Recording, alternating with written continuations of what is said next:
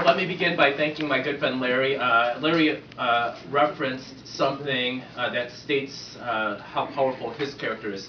As he alluded to, when I got to the Board of Equalization over a decade ago, I followed Brad Sherman, who I was his chief of staff. Brad elevated to Congress, and I assumed the responsibilities of the Board of Equalization. I created something different. I created lifestyle tax programs to help individuals with finances, good times and bad times. So we did it ahead of the curve. But as pointed out, we didn't have the resources necessarily at the Board of Equalization. So we needed caring, compassionate, intelligent, good-hearted, and good-willed people to step up and assist their fellow community residents. And Larry was very engaged in doing all that. And so let's give him a loud round of applause for Larry. I want to thank David for his performance. It reminded me of something. Actually, some of you hear when I give speeches. So I was in the high school concert orchestra, and we were terrible, unlike David. So we used to rotate in high school concert band, concert orchestra, concert choir. And the year before concert orchestra was supposed to go on tour, they didn't have enough members of the orchestra. So they recruited the honors high school math team and class. They took us out of our class and they put us in concert orchestra. So we had about a year to practice. There were a few members who were like David, who were superb, and they had the rest of us. And however, in our concert orchestra, we also had a horn section. And many of you know that my high school classmate is the state insurance commissioner, Dave Jones. And so, Dave is absolutely sensational. Yeah. Now, Dave was first chair in the trombone section. And if you know Dave, he's incredibly hardworking, he's passionate, he's great. And so he always had great gusto. So I was trying to do as you were doing a much better rendition of me doing the violin, because I could have never been as great as your performance. I was doing my passionate rendition of first chair and bringing Ed to make sure we were imitating Dave Jones in the trombone section in that rendition. Well done. And then thank you to Patty for your incredible generosity opening your house to bring us all together. And then simply stated, I'm supporting Ed because I like Sasha. Wouldn't be the first time. You have to love a man who has good judgment, right? We need more men in Sacramento who have good judgment, who are going to make the smart, long-term decisions, right? Too much of politics is short-term. They don't think intelligently. But as Larry pointed out, we have a time where we are, as a state and nation, incredibly challenged. This state has been in fiscal difficulties since 2007.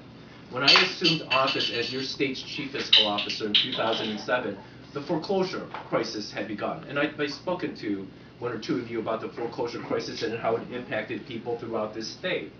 Then one of the things that I've been pushing for, and I know Ed will be tenacious in advocating for, and actually more importantly taking action on, is that we need more transparency regarding our state's finances. I don't want what is happening to Californians because of what a few terrible leaders did on Wall Street to have the state leadership in California do to the people of California. People lost their houses, some of them lost their bank accounts, some of them lost their financial security, some of them lost their retirement security because of bad practices on Wall Street. I want to make sure that the state of California and our political leadership doesn't put people in that same predicament again. And so you need level-headed, courageous, visionary, tough, creative, and I said creative, leadership that's going to offer. And it's not going to be easy.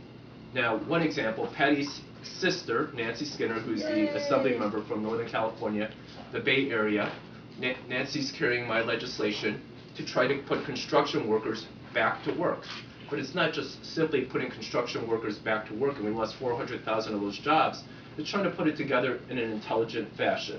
So what I wanted to do is match job creation, environmental safety, environmental health, good financial practices, and meld them together. Good. Over 50% of the commercial building stock here in the state of California doesn't meet federal title standards. So it's a waste of energy. Basically, you're throwing away money. And what's handicapping all of that is that we don't have a financial vehicle by which we can pay commercial banks in time to when they're trying to finance energy retrofits.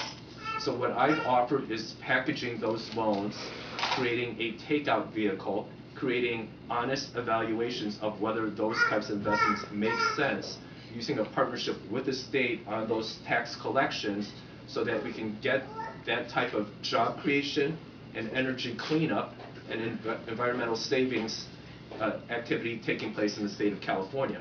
Those are the type of innovative programs that California needs in the 21st century.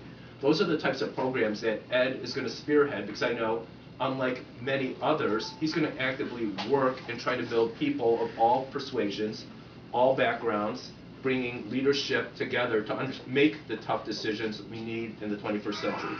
He has a long history of understanding the public sector and the private sector and working together intelligently to make very important change.